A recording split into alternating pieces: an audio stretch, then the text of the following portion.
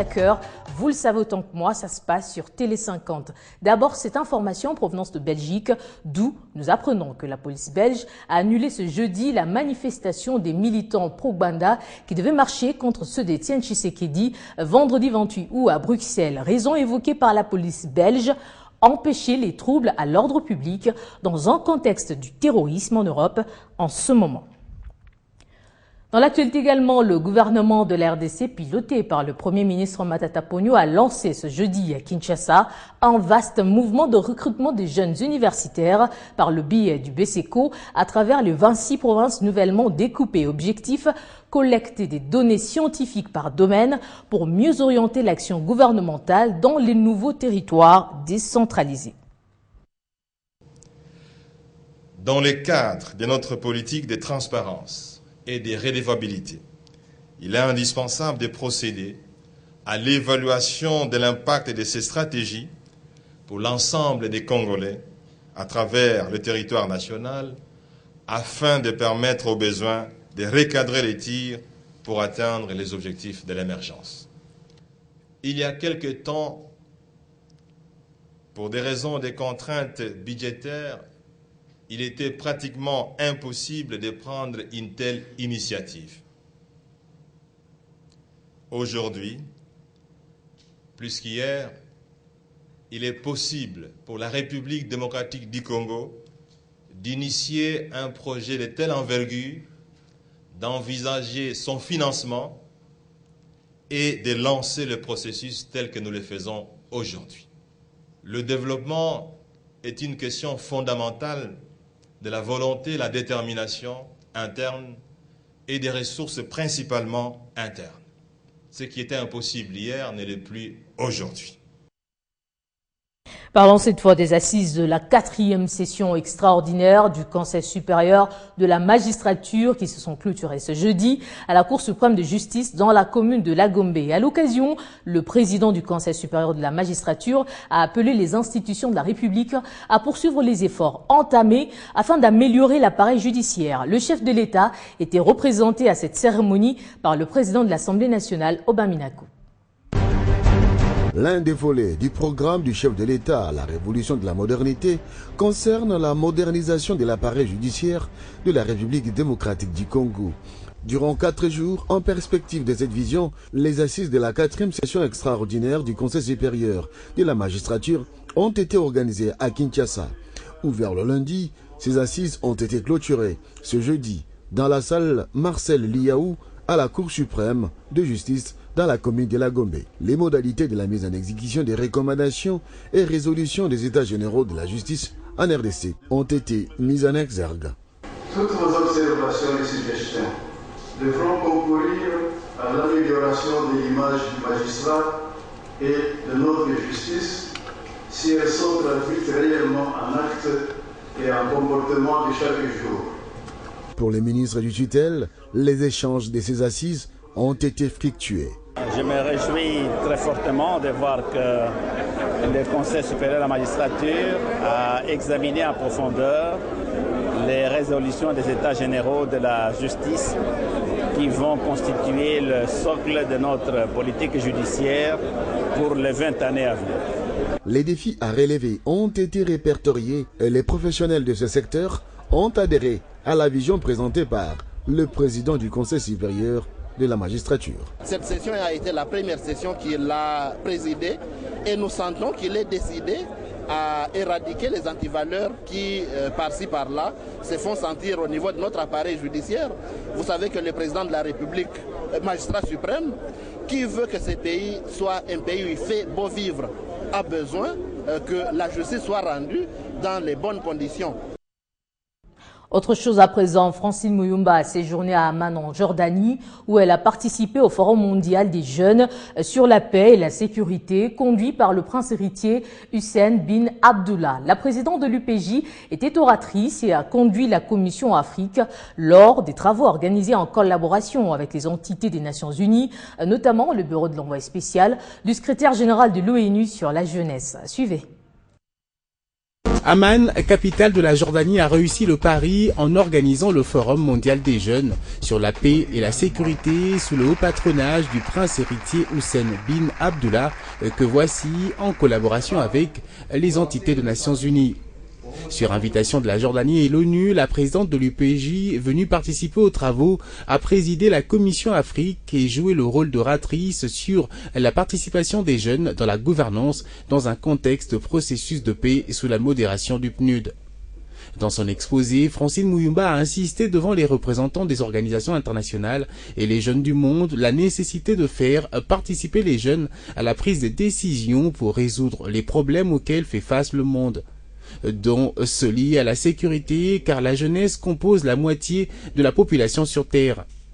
Plus loin, elle va expliquer que les jeunes dont l'âge varie entre 10 et 24 ans représentent un pourcentage élevé de la population du monde. Toujours durant le forum, président de la Commission Afrique, la présidente de l'UPJ et tous les participants ont pris l'engagement de la vulgarisation et mise en œuvre de la déclaration d'Amman des jeunes du monde sur la paix et la sécurité. Ceci pour lutter contre toute forme de terrorisme. Elle va également faire allusion à la République démocratique du Congo, son pays, dont la partie Est a été à plus d'une fois déstabilisée par les groupes armés. Aujourd'hui, des solutions sont en cours pour un retour total de la paix grâce aux autorités et l'armée congolaise appuyée par la MONUSCO. Ainsi, sur sa proposition, il a été mis en place un réseau des jeunes africains qui aura la charge du suivi de cette mise en œuvre. Le réseau va travailler sur les initiatives de jeunes africains axées sur la paix et la sécurité. J'aimerais d'abord signaler qu'ici nous avons une autorité, c'est le ministre de la Jeunesse de l'Angola, il est parmi nous. Francine Muyumba a ainsi remercié le ministre angolais de la Jeunesse présent pour son soutien et orientation. Le ministre angolais qui a fait part aux jeunes africains de la disponibilité de son pays d'abriter les activités importantes de la jeunesse africaine. On revient au pays pour se rendre au Nord Kivu où l'opération de démolition des maisons construites anarchiquement et illégalement sur la zone neutre entre la RDC et le Rwanda ont déjà commencé à Goma sur instruction du vice-premier ministre et ministre de l'Intérieur. Cette opération qui rentre dans le cadre de la démarcation des frontières entre les deux pays consiste à évacuer toutes ces familles de ces milieux. 198 ménages au total sont concernés et aucun d'eux ne sera indemnisé car ayant construit illégalement, c'est-à-dire sans titre foncier. Pacheco Kamvundama est là pour notre compte. Nous sommes en plein quartier Mapendo, communément appelé Birere. Ici, la commission chargée de démolir les maisons construites illégalement sur la zone neutre séparant la RDC au Rwanda est en pleine œuvre. Les habitants de ce quartier ont construit sur cette zone sans motif alors qu'elle doit être libérée, dit les responsables de cette commission, Roger Rachidi Tombola. Nous sommes en train, sur instruction du vice-premier ministre et ministre de l'Intérieur, nous sommes en train d'évacuer la zone neutre séparant le Congo et le Rwanda. Donc nous sommes dans cette opération-là. Les gens ont empiété la zone neutre et nous sommes en train d'évacuer tous ceux qui ont empiété la zone neutre parce que de part et d'autre de la borne, il doit y avoir 6,25 mètres libérés. De part et d'autre.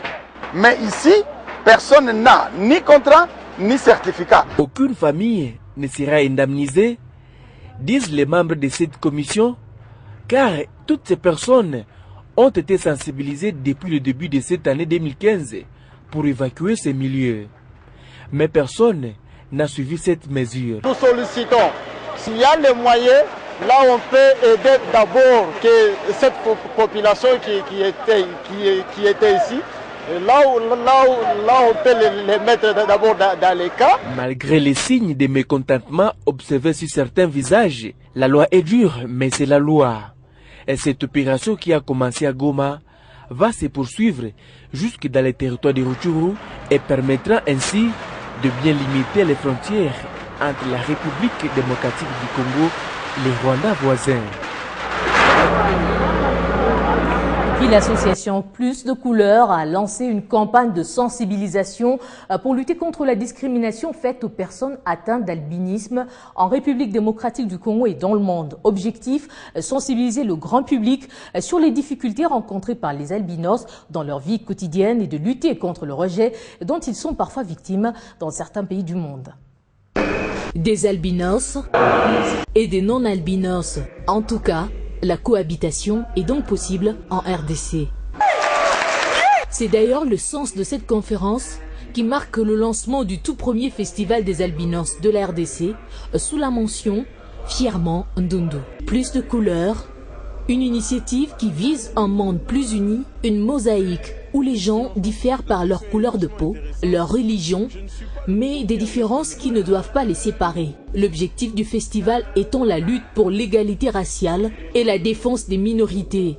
Aujourd'hui, on lance le premier jour du festival Fièrement Ndundu, qui est issu de cette campagne. C'est au fait la résultante de la campagne que nous avons lancée. Suite à la réaction de la population, les gens ont aimé cette campagne. Ils ont voulu comprendre ce que c'était vraiment l'albinisme.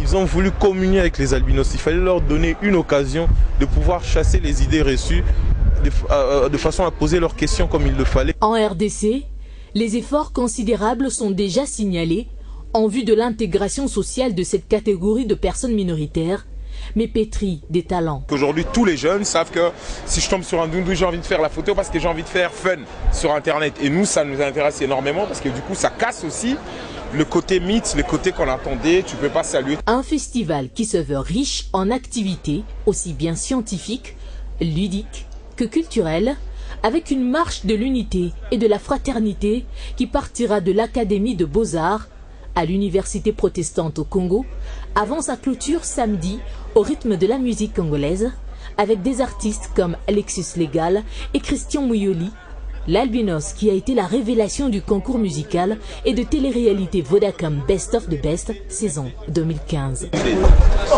Mais c'est Yann qui devait être là. Allez, on prend le sport à présent. Super Coupe du Congo de la RDC. La finale se joue dimanche 30 août. Elle opposera le vainqueur de la Ligue nationale de football, l'ASV Club de Kinshasa, au Football Club Saint-Éloi Lupopo. Et pour préparer cette rencontre, les cheminots de Lubumbashi s'entraînent tous les jours au Stade Tata Raphaël sous la supervision technique du coach Raoul Chungu. Les Lumpa, qui tiennent à faire un match plein face aux Dauphins Noirs, promettent de réaliser une partie sans complaisance.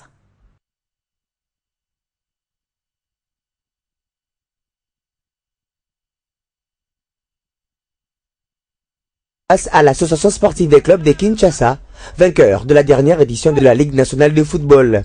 La rencontre, elle, s'inscrit dans le cadre de la finale de la Super Coupe du Congo. Et même si l'entraîneur Raoul Chungu déclare que son adversaire est favori, le choc reste ouvert. Mais j'ai vu quand même l'équipe de 20 clubs jouer contre Diabna. Ça reste une belle équipe, une bonne équipe, qui je dirais même favorite pour la Super Coupe. S'il faut tenir compte de temps de préparation, c'est l'équipe qui est favorite. Mais en football, des fois, c'est compliqué. Mais ces matchs, quand on joue une Super Coupe, tout est permis.